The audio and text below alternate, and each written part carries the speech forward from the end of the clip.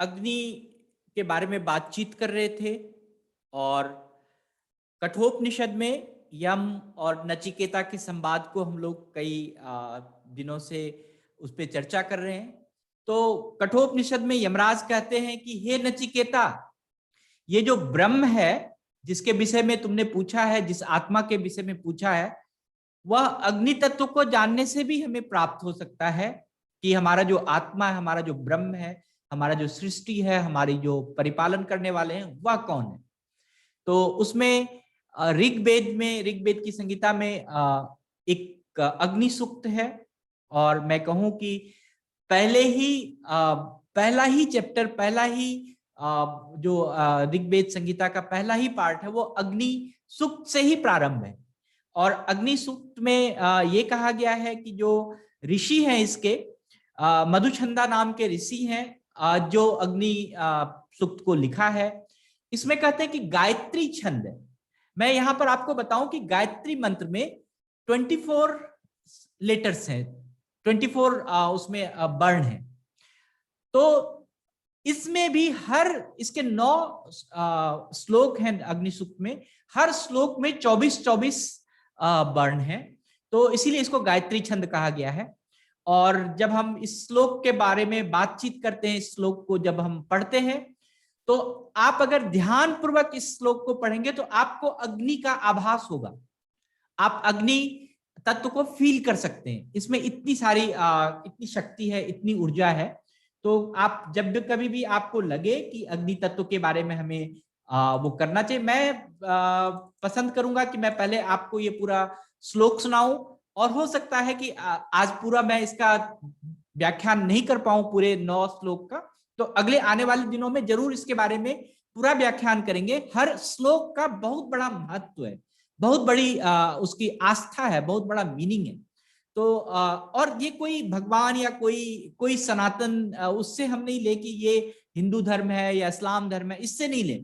अग्नि का जो उपयोग है, अग्नि की जो उपयोगिता है, वो हर व्यक्ति के जीवन में, मैंने कहा था कल कि जब बच्चा जन्म लेता है तो जो हमारा उदर स्थान है, जो माँ का उदर स्थान है, वह अग्नि तत्व है वहां पर। तो हम तो जन्म ही अग्नि तत्व से लिए। हम भोजन करते हैं, जो हमारा पालन पोषण होता है, हमारी प्राण वायु चलती है, बिना भोजन का कुछ नहीं हो सकता। हम जो सांस लेते हैं, उन सब में अग्नि तत्व है। हम जो बातचीत कर रहे हैं, हमारा जो बॉडी, आप अपने बॉडी को छू के देखें, इसमें भी टेम्परेचर है, अग्नि तत्व है। आप अपने जहां बैठे हैं वहां भी अग्नि तत्व को, आप गर्माहट को महसूस कर रहे हैं। बिना अग्नि तत्व का आप खाना पका नहीं सकते हैं, खा नहीं सकते।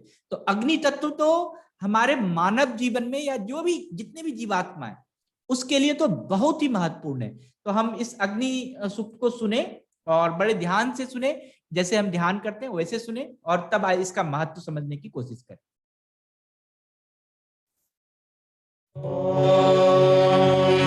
धन्यन्नरोदिभिररण्योर्हस्तच्युति जनयन्तः प्रशस्तम् दूरे दृशं ग्रहपतिमथर्युम् तमग्निमस्ते वसवोऽन्यन्वन् सुप्रतिचक्षमवसे कुतश्चित् दक्षाय्यो यो तमास नित्याः प्रेद्धो अग्ने दीदिः पुरो नोजस्रया सूर्म्याय विष्ठा वां शश्वन्त उपयन्ति वाजाः प्रते अग्नयोऽग्निभ्यो वरन्निः सुवीरा शश्वोषुचन्तद्युमन्ताः यत्रा नरः समासते सुजाताः दानो अग्ने धिया रयिं सुवीरं स्वपत्यं सहस्य प्रशस्तं नयय्या पातरति यातुमावान् उपयमेति युवतिः सुदक्षन् दोषावस्तोर्हविष्मति घृताची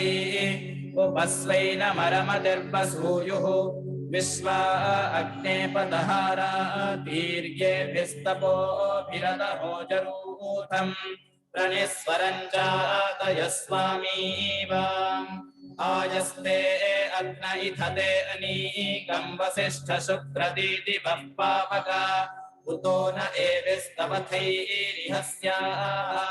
वियेते अग्ने भेजिरे अनीकं वर्ता नरः पित्र्या सः पुरुत्रा कुतो न एभिः सुमना इह स्याः इमे नरो वृत्रहत्येषु शूरा विश्वा अदेवीरभिसन्तु मायाः ये मे धियं पनयन्तः प्रशस्ताम् मा शूने अग्ने निषदाम नृणां मा शेषसो वीरता परित्वा प्रजापतेषु दुर्या सुदुर्या यमश्वी नित्यमुपयाति यज्ञं प्रजावन्तं स्वपत्यं क्षयन्नः स्वजन्मना शेषसा वा वृथानं पाहि नो अग्ने रक्षसो अजुष्टात् पाहि धूर्तेररुषो अघायोः त्वायुजा प्रतनायोऽङ्गभिष्याम्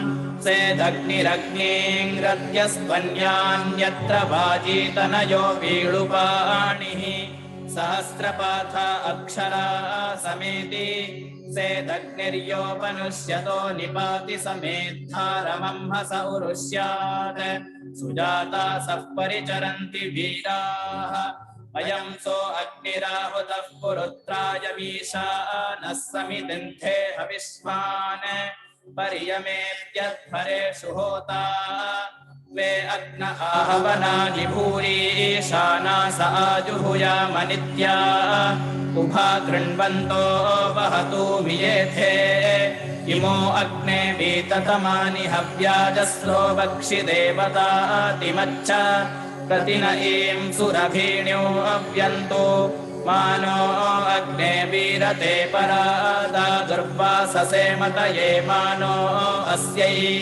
मानाः क्षुधे मा रक्षसर्ता वो मानो दमे मापन आजुहोर्थाः नो मे ब्रह्माण्यग्न उच्छसादित्वं देवमघवद्भ्यः सुषूदः रातौ स्यामो भया साते यूयं पात स्वस्तिभिः सदा नः त्वमग्ने सुहवोरन्वसन्धृक्सुधीति सूनो सहसो दिदीः मा त्वे स जातनये नित्य आधन्मा वीरो अस्मन्नर्यो विदासीत् मानो अग्ने दुर्भृतये स चैषु देवेद्धेष्वग्निषु प्रवोचः माते अस्मान् दुर्मतयो प्रमाच्यद्देवस्य सूनो सहसो नशन्त समर्थो अग्ने स्वनीकरे वानमध्येय आजुहोति हव्यम् स देवता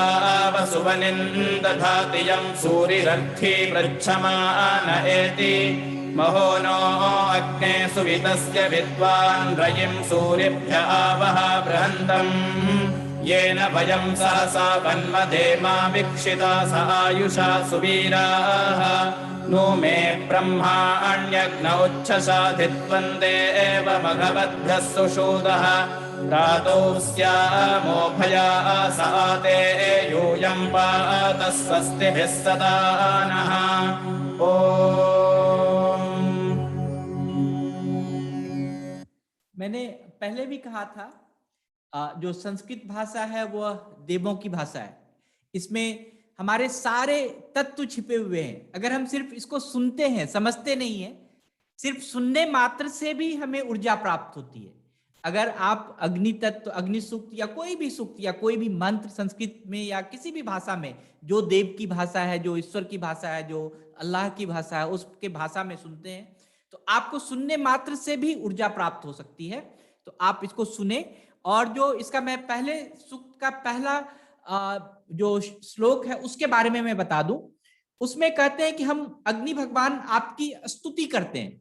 हम अग्नि भगवान, ये अग्नि, हम आपकी पूजा करते हैं। तो हम किसको मान के पूजा करते हैं, किस लिए पूजा करते हैं, ये इसका बहुत ही सार छिपा हुआ है। क्यों हम आपकी पूजा करते हैं? तो यज्ञ में या कोई भी काम में या हमारे जीवन में एक जो पुरोहित होता है, पुरोहित, चाहे आप उसको गुरु मान लीजिए, चाहे आप अपने शिक्षक को मान लीजिए, चाहे आप अपने मौलवी साहब को मान लीजिए, हम उसके पास जाते हैं। और फिर क्यों जाते हैं? हम ये जानते हैं कि उनको जो भी चीज, जिस चीज के बारे में मैं उनके पास जा रहा हूं, जिस विषय के बारे में मैं उनसे कोई बातचीत समझने जा रहा हूं या जो भी चीज करने जा रहा हूं, उनका उनके पास ज्ञान होगा। वह जो करेंगे उसका पूरा अनुमान उनके पास पहले होगा कि उसका फल क्या होने वाला। तो जो पुरोहित या पंडित या मौलवी साहब या जो भी है, हम उसके पास इसीलिए जाते हैं कि जो वो बताएंगे उसका जो रिजल्ट है उनके पास पता है।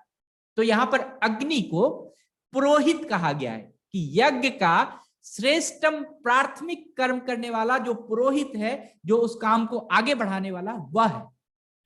और इसमें देवता जो कहा गया है, देवता का मतलब क्या होता है? अग्नि को देवता भी कहा गया। पहले तो पुरोहित कहा गया कि आप जो भी चीज कहेंगे, जो भी चीज हमारे जीवन में अग्नि देवता आप बढ़ाएंगे, वह उसका आपको सारा रिजल्ट पता है, आपका पूरा उसको अनुमान पता है कि हमारे अगर ये कार्य होगा अग्नि देवता आपके नाम से, तो हमारे जीवन में क्या हो सकता है। फिर उनको कहा गया कि आप अग्नि देवता है।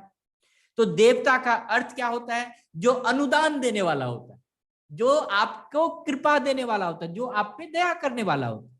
तो पहला सूक्त में पुरोहित माना गया, देवता माना गया कि आप ही सब चीज है।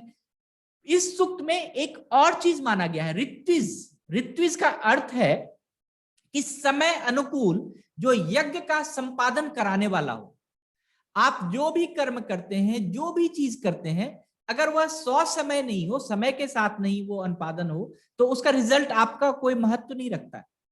तो अग्नि देवता की अगर आप पूजा करते हैं और उसको सोच के अगर आप कोई भी यज्ञ करते हैं, कोई भी कार्य करते हैं, तो क्या होता है? वह पुरोहित की तरह होता है, वह देवता की तरह होता है, वह ऋत्विज की तरह होता है कि वह समय पर आपको उसका फल देगा, समय पर वह अनुपादित होगा।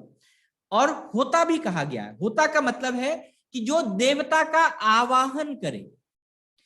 अब हमने कहा कि भाई भगवान को हम दिमाग से, मन से आवाहन कर सकते हैं, लेकिन अगर हमारे पास कोई शॉर्टकट रास्ता मिल जाए, कोई साधारण सा रास्ता मिल जाए जिससे कि हम ईश्वर तक बड़े आराम से पहुंच पाए, हम अपने परमात्मा तक बड़े आराम से पहुंच पाए, तो अग्नि देवता जो है, अग्नि को होता इसलिए कहा गया कि अगर हम आपको पूजते हैं, जब अगर हम आपकी स्तुति करते हैं, तो देवता जो आपका ब्रह्म है, जो आपका परमात्मा है, उसका आवाहन बहुत जल्दी हो जाएगा। उसको हम बहुत जल्दी समझ सकते हैं, उसको जल्दी हम पा सकते हैं, वह जल्दी हमारे पास आ सकते हैं। तो याचक को, अगर कोई भी याचक, कोई भी, हम क्या है, हम जीवात्मा जो है, हम बिना किसी एक दूसरे के याचना से नहीं जीवित हैं, हम एक दूसरे पे निर्भर हैं। तो हम सभी याचक हैं यहाँ पर। तो हम अग्नि देवता से एक याचक के रूप में मांगने के लिए कुछ भी मांग सकते हैं कि हमारे जो भी कर्म होते हैं, जो भी यज्ञ स्वरूप हम काम करते हैं, उसका जो फल है वह अगर आप हमें दीजिए, उससे विभूषित कीजिए, उससे हमें परिपूर्ण कीजिए। तो अग्नि देवता में वह शक्ति है कि वह आपको वो चीज पूरा करके दे सकते हैं। तो ये पहला जो अग्नि सूक्त का पहला श्लोक था कि हम अग्नि देवता को पुरोहित की तरह मानते हैं। अग्नि देवता को पुरोहित की तरह मानते हैं कि मतलब जो भी चीज आप बताएंगे उसका आंसर, उसका जो रिजल्ट है, उसका जो भी उसका फल है वह आपको प्राप्त है, पता है। और अग्नि देवता को हम देवता की तरह मानते हैं कि आप हमें अनुदान देंगे, आप हमें सहायता करेंगे। हम ऋत्विज की तरह मानते हैं कि जो भी हम कर्म करेंगे, जो भी चीज हम करेंगे, अग्नि देवता आपके स्तुति से वह समय पर उसका जो है संपादन होगा। फिर हम अग्नि देवता को होता मानते हैं कि आपके थ्रू हम किसी भी देवता तक, आपके थ्रू हम अपने परमात्मा तक बड़े आराम से पहुंच सकते हैं। और हम एक याचक के रूप में आपसे आराधना करते हैं कि आप हमें हर चीज से परिपूर्ण कीजिए। तो पहला श्लोक का ये मीनिंग था। और आने वाले समय में हम आपको पूरे जो इसके 9 श्लोक हैं उसमें बहुत ही रहस्य छिपा हुआ है, उस रहस्य को हम लोग जरूर बातचीत करेंगे, हर श्लोक के हर रहस्य के बारे में बातचीत करेंगे। तो आज तो हम इतना ही करते हैं। सो थैंक यू जी सर। सर नमस्कार।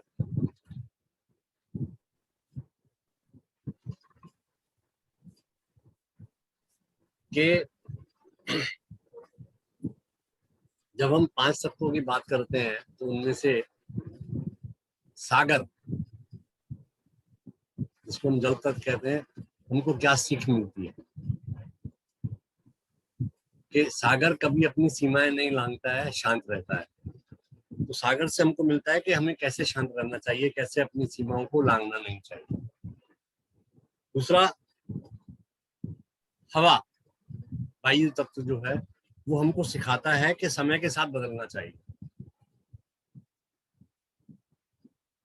हवा के रुख के विपरीत आप जाएंगे तो बहुत कठिनाइयां होंगी, इसलिए हवा के साथ साथ हमको चलना चाहिए, समय के साथ हमको बदलना चाहिए। जिस प्रकार आजकल ये कोविड-19 एपिडेमिक फैला हुआ है, तो हम लोग इस तरह से मुलाकात कर रहे हैं, तो ये क्या है, ये एक बदलाव है जो हमको हवाओं से सीखना चाहिए। अनल तपना सिखाती है। अनल मतलब अग्नि। अग्नि जो है वो हमको तपना सिखाती है। तपना से मतलब कि कहते हैं ना कि लोहा के जितना जो तपता है उतना ही कुंदन बनता है। कि चाहे वो सोना हो, चाहे लोहा हो, चाहे मनुष्य हो, जब तक वो तपेगा नहीं तब तक वो कुंदन नहीं बनेगा। सोने को बिना तपाए और बिना पीटे हम उसका जेवर नहीं बना सकते हैं। इसी प्रकार से आदमी जितना कर्म करेगा, जितने अच्छे कर्म करेगा, उतना वो अच्छा बनता जाएगा और गगन विस्तार देता है। आकाश जो है, आप देखिए, आपको छोर नजर ही नहीं आता है, तो हमको गगन की तरह से अपना विस्तार करना है। और धरा हमें सिखाती है कि दर्द कैसे सीखना है। पृथ्वी जो है वो हमको सिखाती है कि दर्द हमको किस प्रकार से सीखना है। तो ये शरीर जो है 5 तत्वों से बना है, पृथ्वी, जल, अग्नि, वायु और आकाश। आपके जीवन की गुणवत्ता जो है, आपके जीवन में कैसा चल रहा है, क्या हो रहा है, वो इस पर निर्भर करता है कि ये 5 तत्व आपके भीतर कितने शानदार है। आप इन तत्वों को अपने भीतर किस प्रकार से शांत बना सकते हैं कि आप कितने शांत स्वभाव के हैं। दूसरा आपको कुछ गलत कहता है तो आप उसका प्रत्युत्तर शांति के साथ देते हैं या उसको सुन करके अपने में जल्द कर लेते हैं, छोड़ देते हैं। क्योंकि अगर आप भला करते हैं तो आपको लाभ होता है। क्योंकि भला का उल्टा लाभ है। भला लिख करके इसका विपरीत, इसको आप ला को पहले ले आइए और भय को बाद में ले आइए, तो भला का जो क्या कहते हैं विपरीत है वो लाभ है। तो आप जितनी दया करेंगे उतना आपको लाभ प्राप्त होगा। नंबर दूसरा, दूसरों पर दया करो। जितनी आप दया करेंगे लोग बाग उसको आपको उतना याद करेंगे। क्यों? क्योंकि दया का विपरीत देखेंगे तो वो भी याद है। तो इसलिए मनुष्य जो है वो विचारों से निर्मित प्राणी है। मानव जो है वो विचारों से निर्मित प्राणी है। मनुष्य के द्वारा किए जाने वाले हर कार्य में किसी न किसी विचार की प्रतिक्रिया होती है। आप जो भी काम करते हैं वो उसकी कोई ना कोई प्रतिक्रिया होती है और विचारों से ही हमारा व्यवहार बनता है। हमारे विचार कैसे हैं उन्हों से ही हमारा विचार बनता है और चरित्र का निर्माण होता है। हमारे व्यवहार से हमारे चरित्र का निर्माण होता है और चरित्र से ही मनुष्य की पहचान होती है। आप किसी भी व्यक्ति को उसके चरित्र से जानते हैं, उसको याद रखते हैं। तो इसलिए आप जब कभी भी आपके मन में ऐसा विचार आए कि हम कुछ नहीं कर सकते, नहीं, एक काम कर सकते हैं, वो है प्रयास। तो आप प्रयास करते रहिए और अपने जीवन में के जो 5 तत्व हैं उनको सक्रिय रखिए और प्रयास करते रहिए।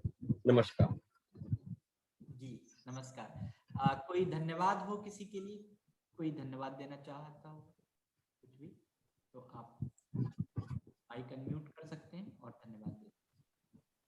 Sir thank you sir. किसी को कोई धन्यवाद? Thank you sir. आप सभी को धन्यवाद सर। Thank you. आज का धन्यवाद जो है गुप्ता सर को है मेरी तरफ से कि बहुत अच्छे से बहुत थैंक यू। बहुत ही साधारण शब्दों में बहुत ही गूढ़ बात बताते हैं सर। आपका बहुत बहुत नमन है, आपका बहुत बहुत धन्यवाद है। Thank you sir, thank you sir. का ज्ञान अर्जन करवाते हैं। किसी के पास कोई प्रश्न है तो आप पूछ सकते हैं। कोई भी किन्हीं के पास कोई प्रश्न है, कोई कुछ पूछना चाहता हो?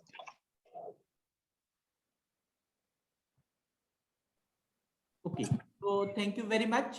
हम नहीं सर, हमारे पास कोई आंसर नहीं है। जी बताइए, कौन बोल रहे हैं? Thank you sir. Thank you, thank you. कोई प्रश्न है किसी के पास? Thank you sir. Thank you all, धन्यवाद सभी को।